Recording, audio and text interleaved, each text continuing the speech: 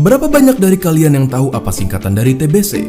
Jika kalian selalu mendengar peringatan mengenai penyakit TBC, kalian juga harus tahu bagaimana mengenalinya dan cara mencegahnya. Lalu, bagaimana kita bisa melakukan hal-hal tersebut? TBC atau tuberkulosis adalah penyakit yang menyerang paru-paru. Penyakit ini menular dan mematikan disebabkan oleh infeksi bakteri yang bernama Mycobacterium tuberculosis. Tidak hanya paru-paru, TBC bahkan bisa menginfeksi kelenjar getah bening, usus, tulang, bahkan selaput otak.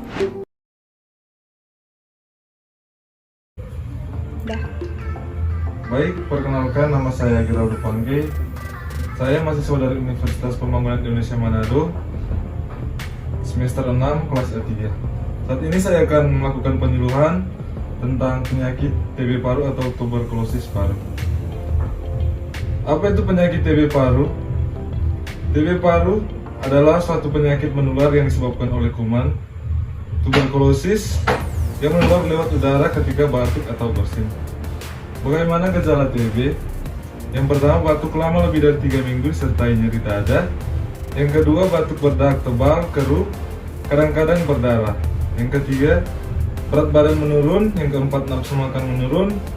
Yang kelima, demam lama atau berulang tanpa sebab yang jelas. Yang keenam, ada benjolan di leher. Berikut pengobatan TB. Pasien harus minum obat anti TB secara teratur sesuai petunjuk berikut.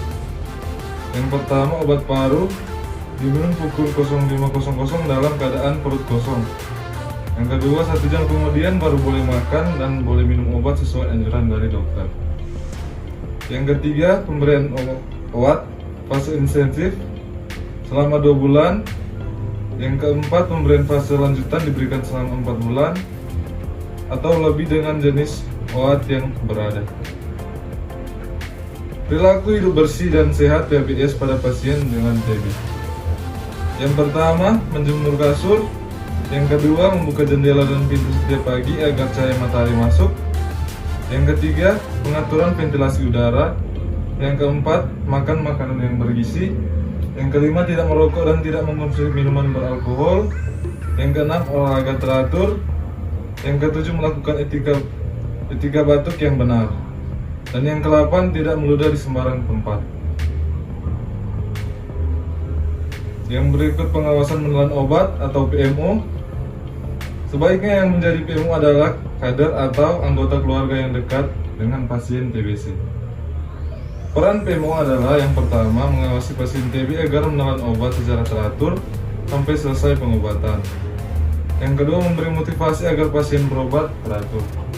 Yang ketiga, meningkatkan pasien untuk periksa dahak berulang sesuai dengan jadwal. Yang keempat, memberi penyuluhan kepada keluarga pasien yang punya gejala yang mengarah ke TB untuk segera diperiksa di fasilitas kesehatan. Pentingnya kepatuhan minum obat. Yang pertama, kepatuhan minum obat sangat penting.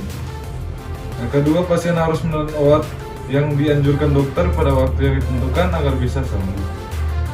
Yang ketiga, apabila pasien merasa lebih baik, pasien harus tetap melanjutkan minum obat sampai selesai. Yang keempat, apabila pasien bepergian atau pindah harus memberitahu dokter atau petugas kesehatan. Yang kelima, menelan obat secara tidak teratur membuat kuman TB menjadi kebal. Yang keenam, kuman TB sangatlah kuat, oleh karena itu butuhkan obat yang banyak, baik jenis dan jumlahnya. Dan yang terakhir, pemeriksaan dahak. Yang pertama, setiap pasien yang diduga TB. Yang kedua, akhir bulan kedua. Yang ketiga, akhir bulan ke-6. Dan yang terakhir, akhir bulan ke-9. Sekian penyuluhan dari saya tentang penyakit tuberkulosis paru. Saya ucapkan banyak terima kasih.